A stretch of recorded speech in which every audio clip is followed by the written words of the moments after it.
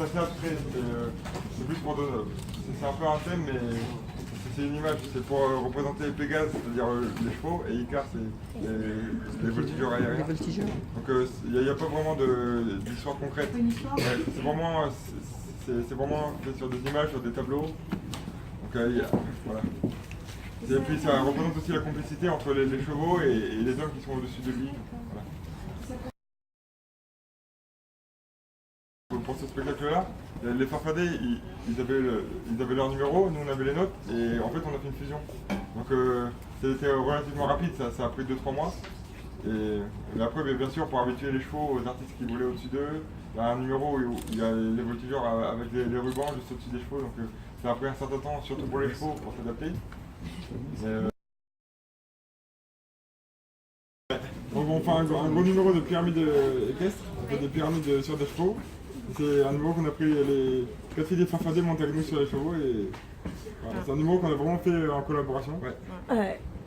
Et c'est une belle expérience pour nous parce qu'on n'est pas, enfin, c'est un peu dans le même style parce qu'on est quand même en hauteur, mais ça n'a rien à voir. Enfin, on n'est pas habitué à travailler avec des chevaux déjà. C'est la première fois pour nous toutes sur les chevaux et donc on est sur des gros chevaux de trait au-dessus des grusses qui sont grandes et puis nous sur leurs épaules. Donc même pour nous qui sommes habitués à la hauteur, les premières fois on flippe.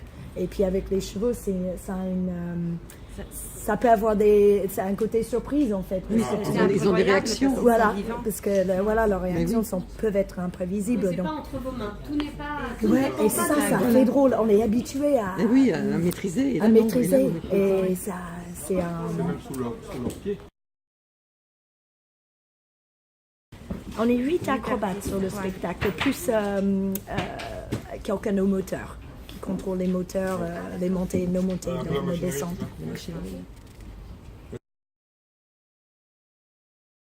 Alors pour ce spectacle, il y a Stéphane Gruss, mon père, le fils d'Alexis Gruss, et Stéphane Hafner, le leader, on va dire, des Farfadets.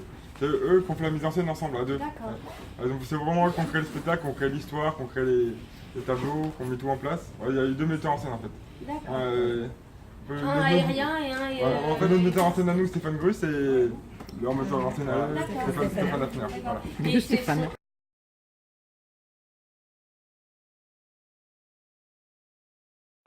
Ça veille déjà à ce que tout le monde, on prend soin au mieux des chevaux, qu'ils aient la nourriture suffisante, les soins suffisants, qu'ils soient bien préparés pour les spectacles. Tout ce qui est aussi un peu dans le déroulement des reprises, la préparation des spectacles, que tout se passe bien. Au matériel, aussi que le personnel est aussi, il travaille beaucoup, donc aussi beaucoup de repos, le repos nécessaire pour que ça marche bien. D'accord. Entre l'équipe technique qui est son, lumière, électricité, les personnes s'occupent des écuries, on est à peu près une 25, 20-25. Ouais. D'accord. 20 aux 48 chevaux, tous étalons, sauf 2 petites juments, 2 petites falabella, des petites ponettes. Voilà. C'est vrai, ils ont eu de la chance, pas avoir quick. Hein.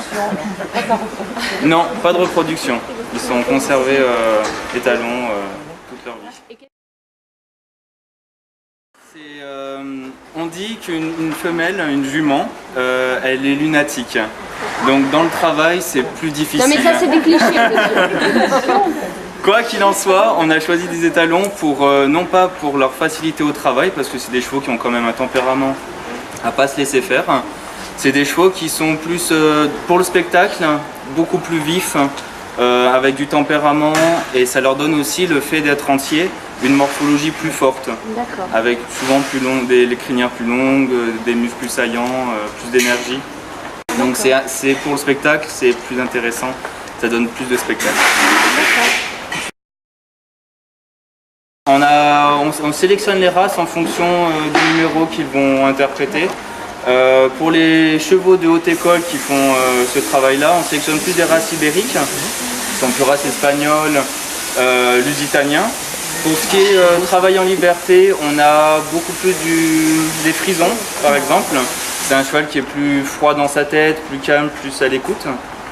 Et pour tout ce qui est travail de voltige, où le cheval doit tourner et avoir toujours la même cadence très régulière, c'est des chevaux lourds, des chevaux de trait. Donc là on a du postier, je prends un coq breton.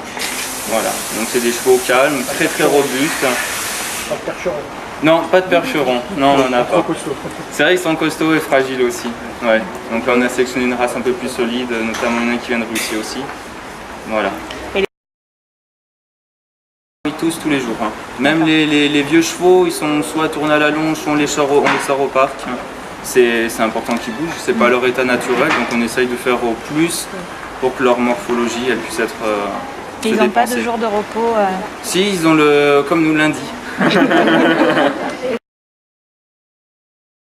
Le dressage d'un cheval, je veux dire, comment on s'en occupe, ça commence déjà dans le box, entre les palefreniers, comment ils vont aborder le cheval avec leur fourche pour faire le box et tout ça. Donc un contact, déjà un contact avec le cheval. Ensuite, quand on les brosse, on essaye, on les brosse, on leur apporte de l'attention, on leur dit des petits mots de temps en temps à ceux qui ont besoin. Et ensuite, dans le travail, Allez, c'est Naya. Oui. Et dans le travail, ensuite, on essaye de prendre le temps, que le cheval y comprenne et on récompense beaucoup au moment où le cheval fait juste. Du sucre. Voilà. On allume les lumières. Il mange le foin, on fait les écuries. À 8h15, les répétitions commencent jusqu'à midi. Arrivé midi, les chevaux ils mangent, donc on leur donne à ce moment-là du grain. Ensuite, à 14h, certains chevaux répètent de nouveau, ou bien un autre numéro ou ceux qui n'ont pas répété le matin. Il y a des chevaux ensuite qui sont sortis aussi en haute école ou travaillaient en selle, donc ceux-là sont montés l'après-midi.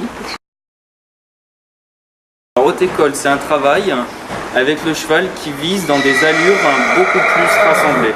C'est-à-dire qu'un cheval dans le travail normal, il a tendance à galoper loin, à faire des grandes foulées, à aller vite. Dans le travail de haute école, ça consiste à rassembler le cheval à ce qu'il galope sur place, qui trotte sur place, qui sont des allures comme le passage, le piaffe.